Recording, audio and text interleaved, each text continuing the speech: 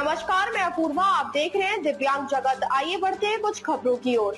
Jharkhand high court ने स्पष्ट किया है कि राज्य दिव्यांग आयुक्त को निजी पक्षों के बीच अचल संपत्ति के स्वामित्व या भूमि विवाद का फैसला करने का अधिकार नहीं है। अदालत ने कहा है कि दिव्यांगजन अधिकार अधिनियम 2016 के तहत आयुक्त को जांच के सीमित उद्देश्य से सिविल अदालत जैसी कुछ शक्तियां दी गई है, लेकिन इससे उन्हें भूमि स्वामित्व से जुड़े विवादों का निपटारा करने का अधिकार नहीं मिल जाता। जस्टिस श्री आनंद सेन की एक कल पीठ दो संबंधित याचिकाओं पर सुनवाई कर रही थी। पहली याचिका में राज्य दिव्यांग आयोग के 28 जून 2019 के आदेश को चुनौती दी गई, जबकि दूसरी याचिका एक दिव्यांग व्यक्ति ने आयोग के आदेश को लागू कराने और कथित रूप से उनकी संपत्ति में हस्तक्षेप करने वालों के खिलाफ कार्रवाई की मांग करते हुए दायर की थी। पहली याचिका के याचिकाकर्ताओं का कहना था कि विवादित भूमि उनके पूर्वजों की है और वे कई दशकों से उस पर शांतिपूर्ण कब्जे में है। उनका आरोप था कि राज्य दिव्यांग आयोग ने अपने अधिकार क्षेत्र से बाहर जाकर भूमि के स्वामित्व का फैसला कर दिया और राजस्व अधिकारियों को उनके अनुरूप कार्रवाई करने का निर्देश दिया।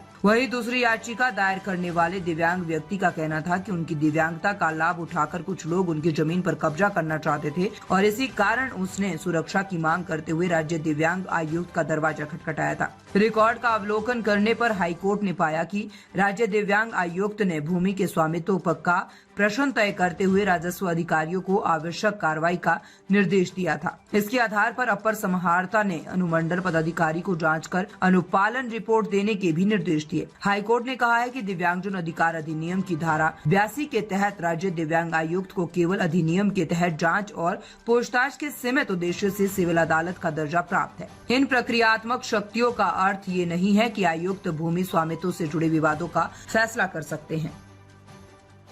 अब तक के लिए बस इतना ही। आगे खबरों को देखने के लिए हमारे चैनल को लाइक करें, शेयर करें, सब्सक्राइब करें। नमस्कार।